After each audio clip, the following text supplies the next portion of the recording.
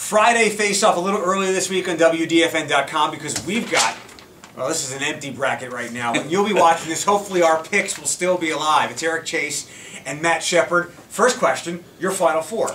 Kentucky, Michigan State, North Carolina, and question mark. And it has nothing to do with Fab Mello being academically ineligible for Syracuse. I'm trying to decide between Florida State or Ohio State.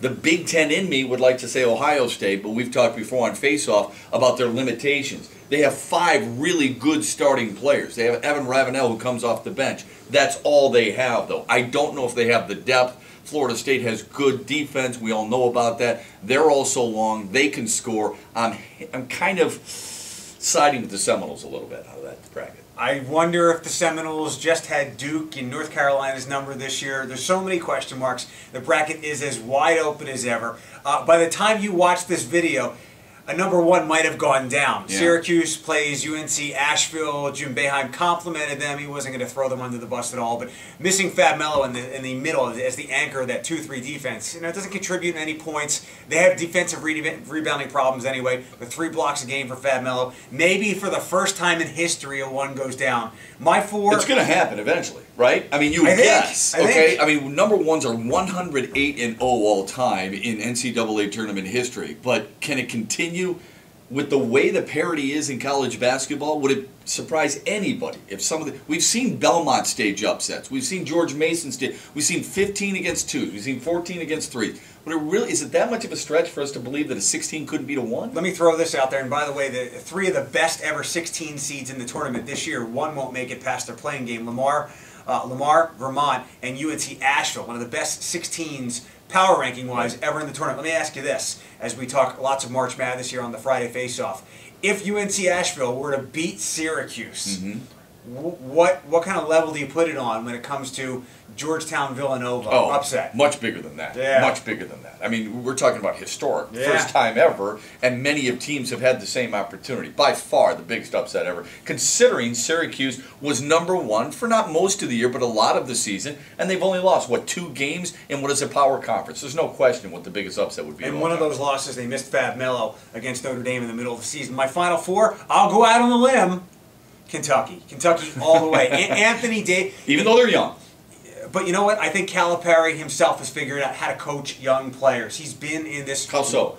In this one-and-done type situation. He's never won. I know, but, other coaches have never won as well. Roy Williams had never won. But no one's ever made the claim that they've figured out how to coach young players either. Well, I look at it this way. With Calipari, they had Derrick Rose at Memphis. He's now done this rodeo like 3 or 4 years now at Kentucky. He hasn't been upset early in a way that Boeheim has and Bill Self has. I think Calipari... That's true. I think that's a really good point. Here's what I would ask.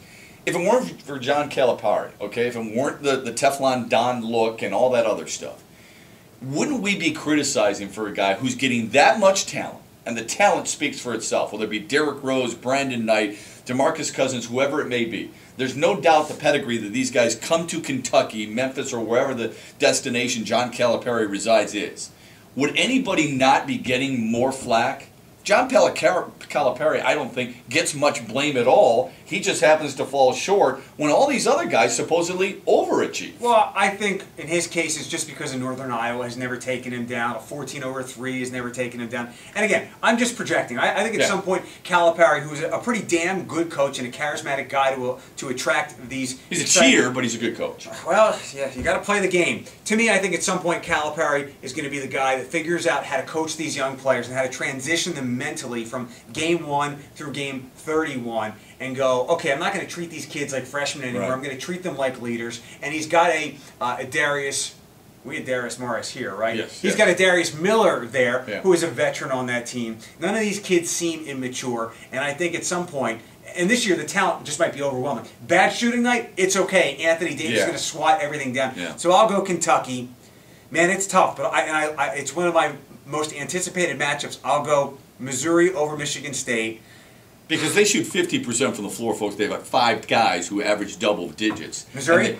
And they average about 80, 81 points per game. That's a lot in college basketball. They have a giant Ricardo Ratliff who's going to bang with Draymond Green.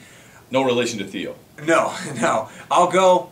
Oh, God, this is tough. I'll go Vanderbilt. I'll believe that they were a legitimately hot team and coming all together in the SEC Shoot a tournament. lot of threes.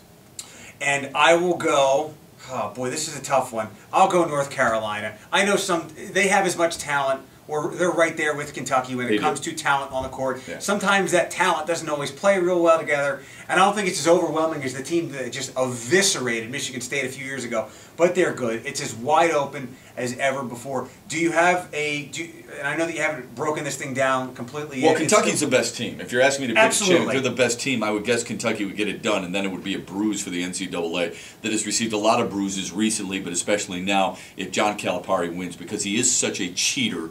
No matter whether he's a good coach or not, it's an absolute farce what he does and what he leaves behind at the programs that he inherits or builds up and then leaves behind for whoever it is to take his place and inherit. But they are the best team in the country. I thought that Memphis program was going to fall apart. Josh Pastner has done a good job keeping that team afloat. A team that some people They're think a selfish team that are very athletic. I don't think he's a very good coach at all. Who, Pastner? Yeah, well, he's a terrible coach, I'm just quite honestly. simply saying that program with Calipari and what he had injected there could have completely fallen off the map and been a bottom team, a bottom conference team in Conference USA. But Pastner's gotten to the tournament. They could upset Michigan State. We'll see. That's a Conference possible. USA is not the SEC, though. Oh, absolutely. I agree.